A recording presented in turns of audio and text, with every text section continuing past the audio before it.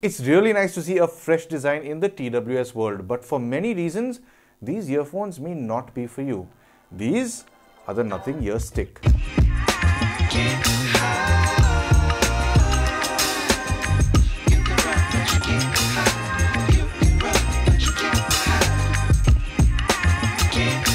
Hey guys, and welcome back to the channel.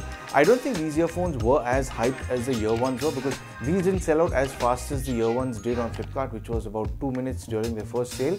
But let's deep dive into what these earphones are all about with their build.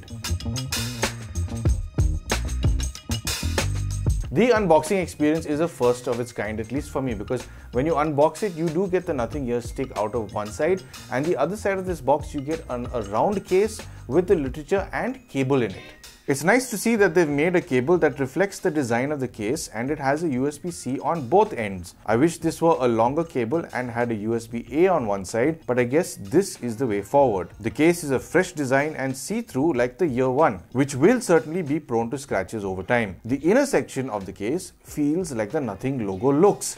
It's got tiny bumps which give you a good grip when you hold that section. The lower section of the case has the charging point near a reset and sync button, and it's got a notification light on the inside which only shows a white light when it's over 30% battery and glows red when it goes below that percentage. It also flashes white when it's ready to pair with a new device. One concern I do have about the case over time, apart from its scratching, is its ability to hold and store dust in the inner section from collecting it every time you open the case. Keeping this clean isn't going to be an easy task. Also, having the case laying down rather than standing up is one way to find out if your furniture is level, as well as finding out what dropping height this case will break with. To switch on the earphones, you twist the stick until the earphones come to the window where you can access them, and they're fairly easy to take out of the case. The stems of the earphones are very familiar, with them looking exactly like the ear one, but the housing has a very neat matte finish, and of course you don't get ear tips with these because they have an open design. The metal meshes on the earphones are made with a high standard of quality in mind, and these do fit into the ear quite comfortably, but feel a bit odd if you're coming from the ear one, because these won't fit as snug since they're missing the ear tips. These come with an ingress level of IP54, so should be fine for outdoor runs if there is a light rain. These come with Bluetooth version 5.2, you get voice assistant support, and the things they don't come with is active noise cancelling, wireless charging and touch controls. Instead, you get squeeze gestures.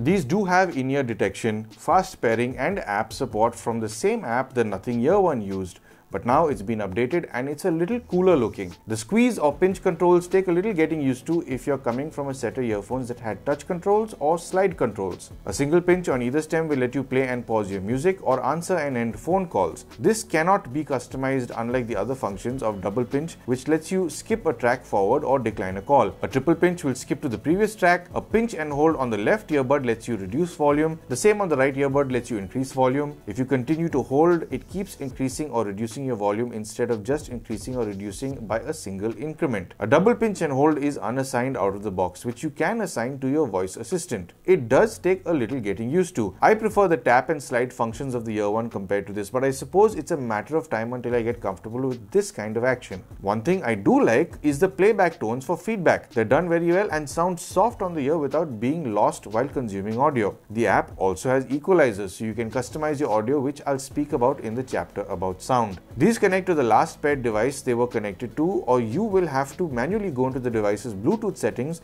to select these when you want to connect to them. I was hoping Nothing would introduce multi-device or simultaneous pairing, but these don't get it, like some earphones that are half the price of these. You can go into the app's settings to toggle the in-ear detection on or off, and it has a Find My Earbuds feature like the ear one has. You can check on your firmware version and upgrade from here if there is an update. And it has a low lag mode which can be switched on if you need a snappier response for gaming or video consumption. There might be a slightly quicker response when it's on, but there is still a delay for certain.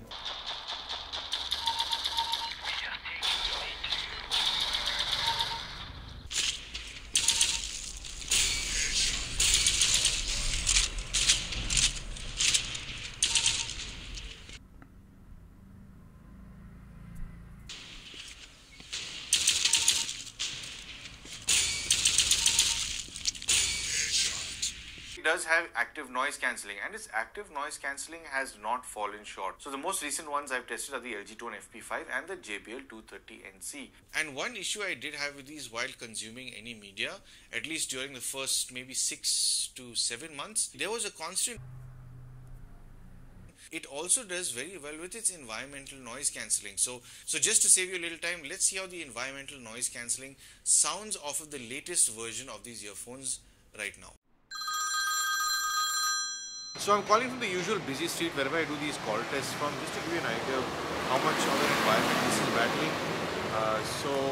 These of course don't have active noise cancelling, but they do have environmental noise cancelling, which is why Nothing has put in 3 microphones per earphone to battle exactly some situations like this. Now, I have been on the camera microphone right now just to give you the sense of what this noise is around me, and I'll switch over to the Nothing ear stick microphone right about now. So this should give you a general idea of how this will sound if you're in a similar setting. Now, if you are in an enclosed area in an office space or at home, this will certainly do much better. Now, because this doesn't have a ear tip, a better seal, I'm able to hear everything that's around me. I mean, it's like having transparency mode on a set of earphones that have ANC.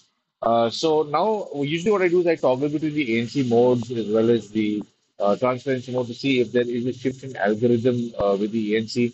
But what I'll do right now is I'll put one earphone back into the case to see if there is more load on just 3 microphones. So I'll take let's say the left earphone and put it back into the case. So the left earphone is back in the case and I'll twist it off. So now I'm just on the one earphone, and you are, of course, the best judge to see whether or not this will work for you in your kind of setting. So this, of course, is the worst kind of situation you can be in.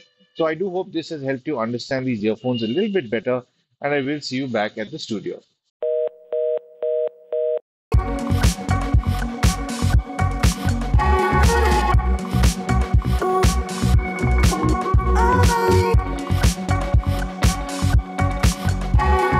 These come with a 12.6mm dynamic driver and support SBC and AAC codecs. As far as I know, Nothing has tuned these, and they have not outsourced the tuning to Teenage Engineering like they did with the Nothing Ear 1. I guess they learned whatever they had to from their first generation product and applied those same learnings onto their second gen. Now, one thing to keep in mind about these earphones before you bite the bullet is these have an open design. There is no silicone tip to give a better seal, so you will have significant sound leak outward as well as sound coming in. Now, Nothing has tried something to try and compensate with that sound leak because usually lower frequencies do get affected when there is sound leak, and they've called their thing bass lock, which I think works in conjunction with the in-ear detection. I'm not exactly sure what kind of algorithm they've used, but they seem to swear by it. It's nice to see that they are trying to perfect this kind of earphone because there are a lot of people who don't like having that silicone tip pressed against the ear canal. Now, when it comes to their volume, I did think that these would have to be cranked up quite a lot because of their open design. But surprisingly, these are perfectly fine for me at 45 to 50%, and I feel the same way about volume output with even earphones that have a silicone tip. These can go a lot higher in volume, but I would not recommend it because these do get quite loud, and if you want to preserve your hearing, I'd stay clear of going over 65%. Another thing I found quite surprising is how rounded these sound even at lower volumes, because I tried listening to these at even as low as 5% volume, and there is no real loss in depth. So I do presume that that bass lock feature is doing hard work at even lower volumes. The soundstage is very similar to most other TWS earphones. I didn't expect these to have a very wide stage, and they don't. You do have good separation between your left and right channels, and the phantom channel sits dead center. One of the things that caught my attention when I first heard these was how well they image. These are clean and detailed, quite detailed in fact. And not in a way where they've cranked up the treble so high to give the illusion of good, clean imaging. These genuinely image well. Considering how well these manage their detailed recovery, it's quite easy to zone in onto the nuances you'd like to enjoy in your music. Separation is more than good enough with these.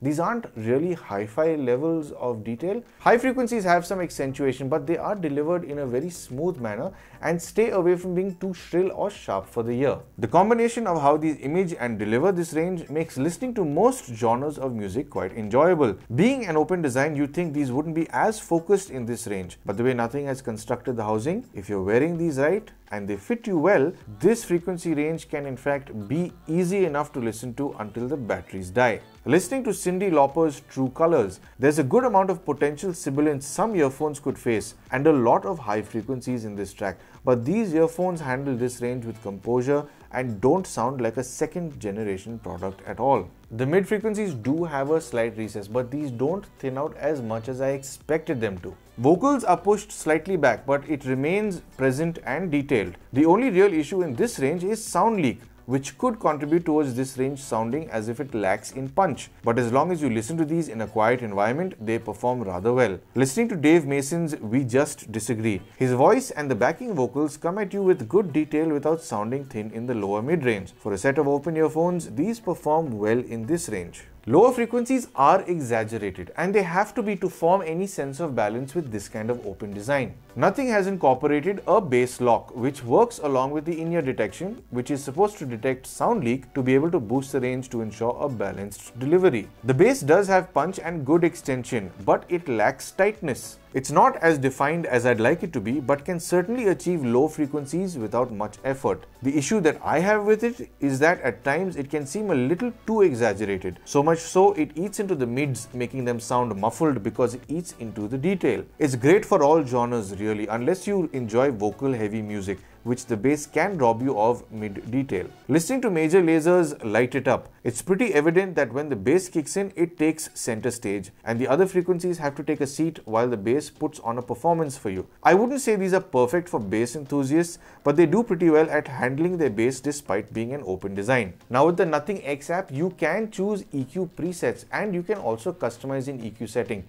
The EQ settings you get are balanced mode, which I tested these earphones on and sound the most natural of the lot. More bass does as it says and makes mids and highs sound a little flatter while emphasizing the lower frequencies. More treble also does as it says, lowering the bass, but doesn't make the sound come at you in a tinny way. Voice makes the EQ more like an inverted V setup, so mids and upper mids are boosted. This is perfect for audiobooks or for listening to speech. And now this app has a custom setting which allows you to play with 3 bands, the highs, mids and lows, giving you a +6 and -6 dB level to play with each frequency range. It is a nice touch and I like that they've tried a different layout compared to other manufacturers.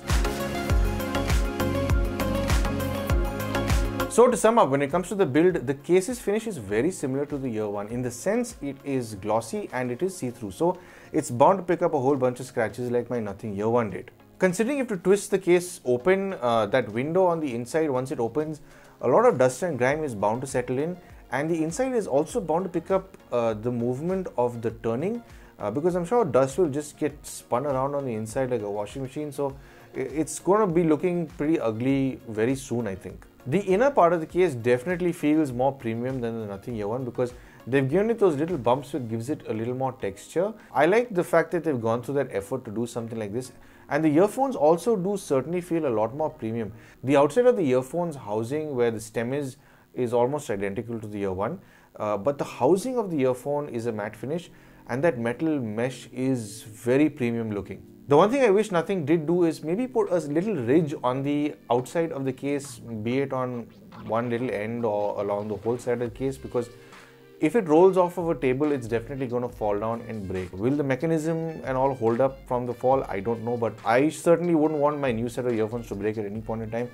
And honestly, who wants to keep making trips to the service center if something goes wrong with it? This little design improvement would have ensured that it doesn't roll off any surfaces. When it comes to their features, they are good enough, but I feel that these earphones kind of lack in value because the Nothing Ear Ones alone did pack so much more, like wireless charging and active noise cancelling. So the fact that they've priced it where they have, I think is a little too high for a lot of people. For that matter, I just put out a poll a few days back and most people didn't want to buy it because it is overpriced over everything else.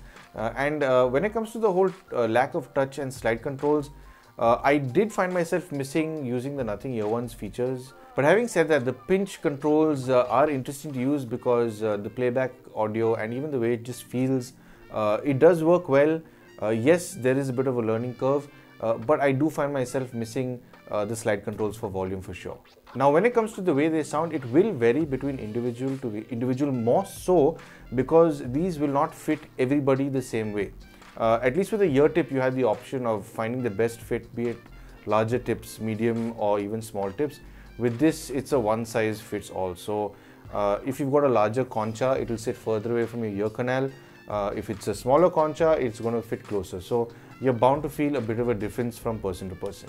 These do try to sound as balanced as they can, but you can tell that Nothing has definitely tried to make sure that there is an emphasis on bass so that you don't feel like there is a loss in this area. That larger driver that they've used does definitely push out lower frequencies, but at the cost of sacrificing some mids and highs. So it doesn't sound as tight as it could. It obviously is trying to overcompensate for the lack of having a better seal. Now, one thing to keep in mind is these are not made for active listening. So if you're somebody who wants to sit down, close your eyes and really appreciate every single detail in your music, I don't think you're going to get that out of these, because being an open design, there will be a lot of sound leak in. So if somebody is running around the house or somebody is screaming, or if there are distractions around, you will not be able to sit and focus in on your music very easily with these. But having said that, considering these are an open design, I think they've been tuned very well. They have terrific detail that I did not expect from these, especially being a wireless set of earphones. The imaging is spectacular. I definitely didn't expect these to be as clean as they did. In fact, usually when I listen to earphones, the first thing that I get from them is not, wow, these image so good. These earphones did leave me with that exact thought. Now, when I first got the Nothing Ear ones, I did have a lot of connectivity issues until they updated the software a few times.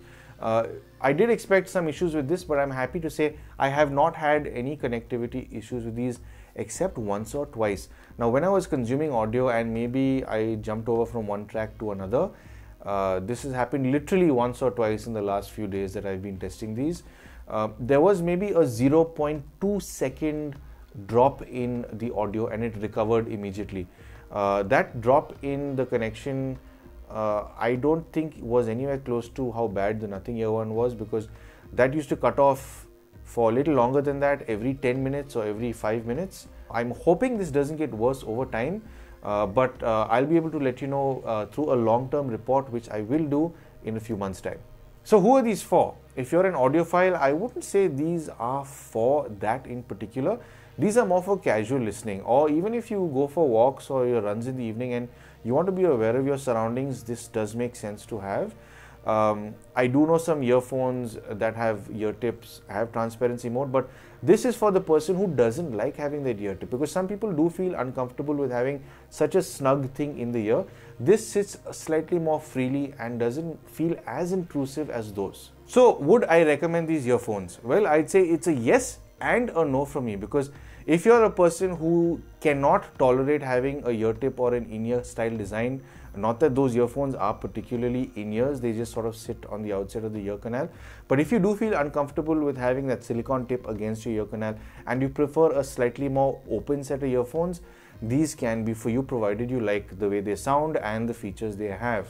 And it's a big no if you're looking for a set of earphones that have ANC and wireless charging, because these stay clear of having any of those features, and at the same time these are priced pretty high, so I wouldn't say these are exactly value for money earphones. Considering what's in the market presently, even the last few TWS sets that I've reviewed, I'd say those are definitely a lot more value for money than these are right now, because they are feature packed, they can do a whole lot more than these can.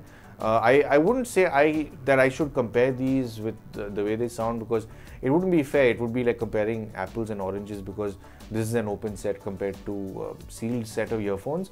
But still, these do seem a little too expensive. Speaking about pricing, at the time of recording this video, the MRP of these earphones is 9,999 here in India. They are being sold for 8,499 on Flipkart. That's where I bought these from. And something I did miss, which you should keep in mind before buying this, is you can get 1,000 rupees off if you already own a Nothing product. Now, I should have looked at this before buying these, but I just wanted to snag them, hoping that it wouldn't just go off the market like the Nothing Ear ones did. I wanted to do this review. So apparently you can get this 1,000 rupees off if you go, I think, onto the Nothing website, sign up and then buy this product through Flipkart, because I think Flipkart detects if you have bought a Nothing product previously. So I'm not too sure how it works, but if you do really want these earphones and you think they're worth it for $1,000 less, it's worthwhile trying to figure this out. There's something to keep in mind now. The Nothing Ear Ones have suddenly disappeared off of Flipkart. I've been trying to look for them over the last 1 or 2 days and it just says 404. It cannot be found, which I find a bit odd. Now, the question is, have they discontinued the Ear One? It wouldn't make any sense to do that because the Nothing Ear One was not direct competition with this. It's not like this will cannibalize into the Nothing Ear One market anyway because they are two different kinds of earphones. But I was thinking about doing a basic comparison between them because the Nothing Ear Ones also have recently increased in price. Now, Nothing says that the cost of manufacturing and components has gone up, which is why they've increased the pricing. Even at the Nothing Ear One price, considering they were being sold for sub 5,000, I think they hiked up the price to maybe close to 7 or above 7,000 rupees. I don't think that makes any sense considering they were available for that less. But I was considering doing a comparison video between the Nothing Ear Stick and the Nothing Ear One, and honestly, if the Nothing Ear One is not available anymore, I don't know if making a comparison like that even makes any sense, unless some of you guys are interested to know if you should upgrade from your Nothing Ear One to the Nothing Ear Stick. So do let me know down in the comments if you know if the Nothing Ear Ones have been discontinued and if you do want me to do that comparison. Otherwise, I don't think it really makes sense to do. So if you're still here, I presume you do like the content on my channel, and if you would like to support it, I'm sure you know exactly how to. I hope I've helped you make some sort of purchase decision, and of course, thank you for tuning into Paul's POV for some sound advice.